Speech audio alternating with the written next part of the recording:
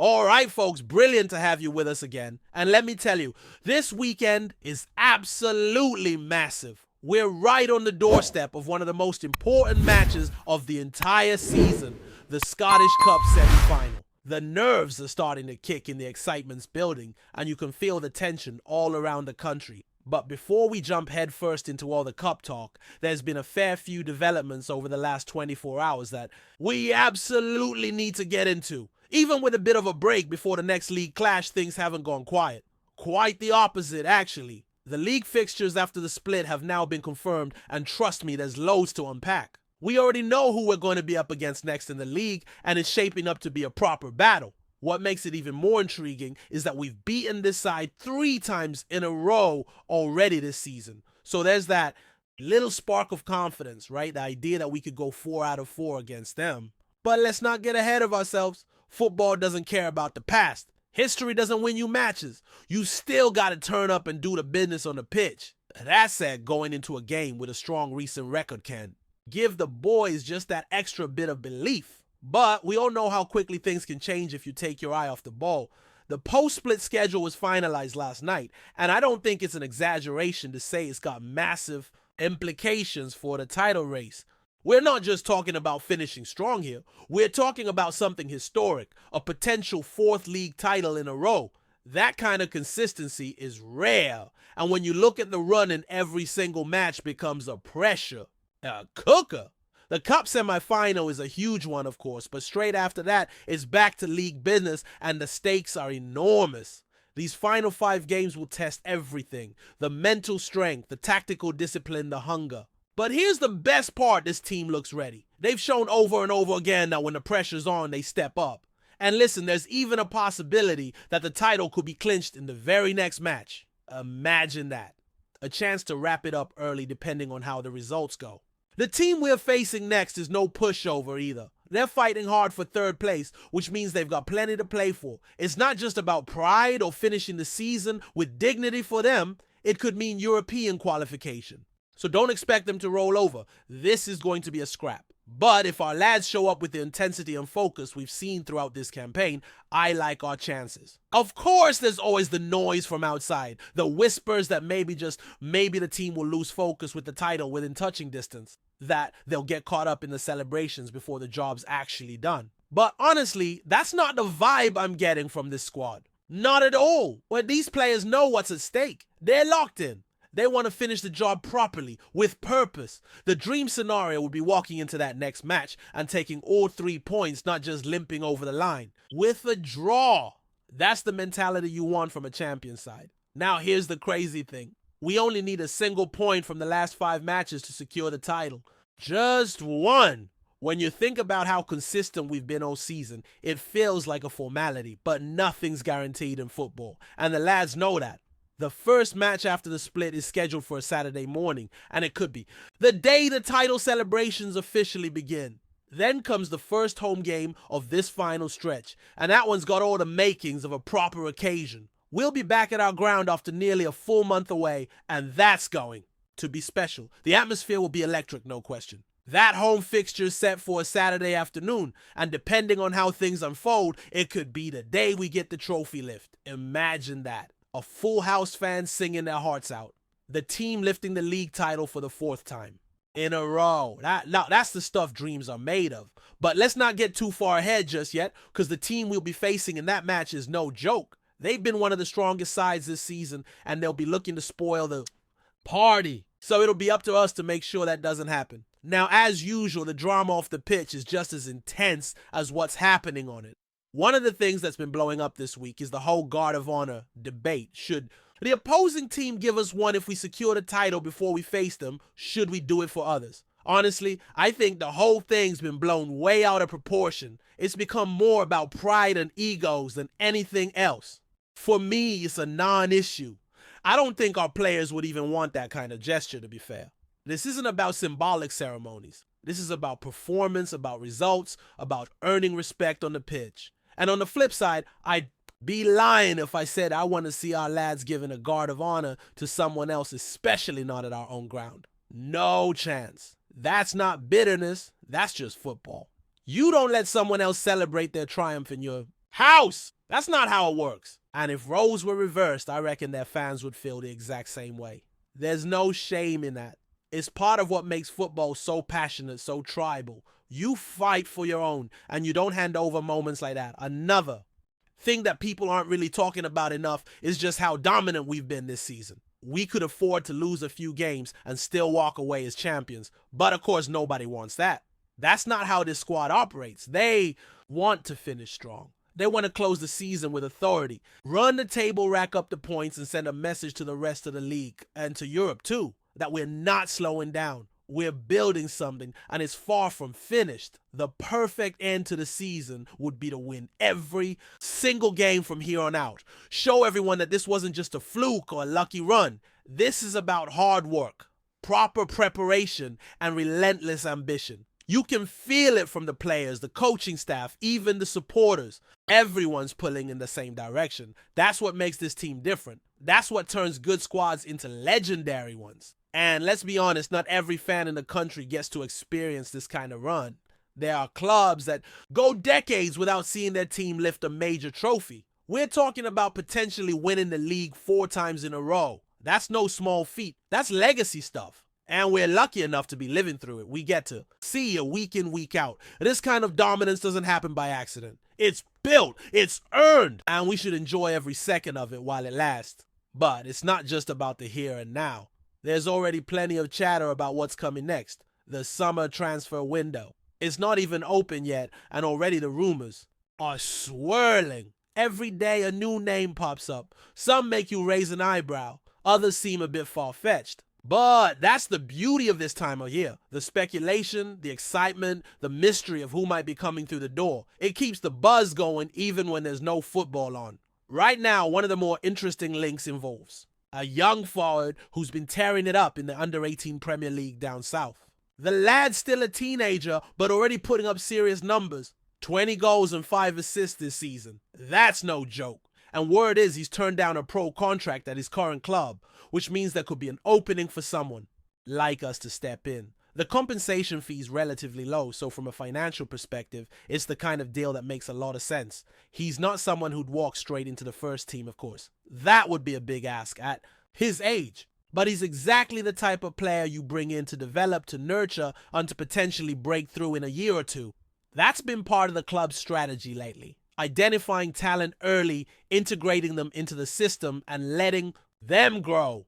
It's a smart model, and we've already seen it pay off a few times. And this rumor lines up with what's been happening behind the scenes as well. The recruitment structure has been evolving. We've seen key additions to the scouting department, particularly focused on the English youth market. So when a name like this pops up, it's not just idle gossip. There's clearly a plan here, a vision. We're not just reacting. We're moving proactively, building for the future. Now, I'm not saying this lad's signing is a sure thing. Far from it. There's competition for him, and serious competition too. We're talking about clubs with big budgets and even bigger reputations, like Chelsea, who are apparently keeping tabs. And when teams like that are in the picture, things naturally get more complicated. But here's the difference. We've been making the right moves quietly. We've been setting up the right structures, laying down the foundations to not just join those conversations, but to actually convince players and their camps that this is the right place to grow. And that tells you something about the ambition this club has right now. We're not just looking to patch things up, throw money at big names who've already peaked. We're scouting properly. We're investing in the future. Because let's face it, if we want to keep competing at the highest level, especially in Europe, we need to be smarter. We need to find those gems early, develop them our way, and create a squad with depth and hunger. That's how you sustain success year after year. Of course, there's another big piece of this puzzle that we can't ignore. The manager. His contract situation has become one of the biggest talking points recently, and for good reason. He's heading into the final year of his current deal, and no one's quite sure what's going to happen next. No extensions have been announced, no official word from the club, and naturally that's got people talking. Some are anxious, some are hopeful, but above all there's a sense of uncertainty. And look, that's fair. This is a manager who's delivered success, who's built a side that reflects his vision, his principles. Of course the fans want him to stay. But here's the truth. Even the best connected sources are saying they don't know what's going on behind the scenes. It's all being kept close to the chest. And honestly, that's probably the way it should be. These things are delicate. They take time. Maybe the manager himself is still figuring out what he wants. Let's not forget this isn't his first rodeo with the club. He's been here before, left, come back, and delivered again. Across both spells, we're talking about 5.5 years in charge. That's a long time in modern football, especially in a job that comes with the pressure and intensity of leading a club of this size. Burnout is real. Sometimes you just reach a point where you wonder if you've taken a team as far as you can. But at the same time, there's this feeling, and it's more than just hope, that something even bigger might be on the horizon. Especially when you look at what this squad could become with just a few more additions. The dream for a lot of fans is seeing this team make a serious dent in Europe, not just domestically. And if the manager sees that same potential, if he believes in the backing he'll get from the board, then maybe that's the motivation he needs to stick around a bit longer. From the outside looking in, it feels like the connection between the manager and the supporters is still rock solid. There's mutual respect. He gets the culture of the club. He understands what it means to be in that dugout representing this badge. And as long as he feels that ambition from the top, I'd say there's still a very good chance we'll see him sign on again. Whether it's another year or something longer term, the message from the fans is loud and clear. We want him to stay. That's the vibe you get around the ground, in the pubs, on the forums, everywhere. There's no appetite for change. There's belief in the project. But until pen hits paper, there's always going to be that bit of anxiety. And that's natural. When a manager has built what he has here, when he's delivered success and stability, you don't want to see it disrupted. But one thing's for sure, if he does decide to move on, he'll do so with nothing but respect. He's earned that. That said, I think most people are still hopeful, because everything else around the club feels strong right now. The back room is organized, the recruitment team is active and forward-thinking, and the squad has a really healthy mix of experience and youth. Even if a big change were to happen, this club is in a much better position to handle it than it's been in years gone by. Still, fingers crossed it doesn't come to that. Right now, though, all of that is background noise. The focus has to be on the games coming up, and they don't come much bigger than the Cup semifinal. This is the time of year where legends are made. A win there puts us on course for a potential double, and that would be the perfect exclamation mark on an already phenomenal season. But you know as well as I do, cup matches are a different beast. One mistake, one moment of magic, and everything changes. So the lads will need to be sharp locked in from the first whistle. Then immediately, after it's back to league business, the chance to secure the title is within touching distance. All it takes is one more point, but I don't think anyone in that dressing room is thinking about settling for a draw. They want to win. They want to send a message. They want to show that this isn't just a good team, it's a great one. The kind of team people would talk about for years to come. 4 titles in a row. Just think about that. The consistency, the mental strength, the tactical evolution needed to pull that off. It's not just about the players on the pitch. It's about the whole operation behind the scenes working in perfect sync. From the physios to the analysts, from the scouts to the academy coaches, everyone's playing their part. That's what makes a club great. That's what sets you apart. So whether it's the cup, the league, or the whispers about the future, one thing is clear. This club is on the cusp of something truly special.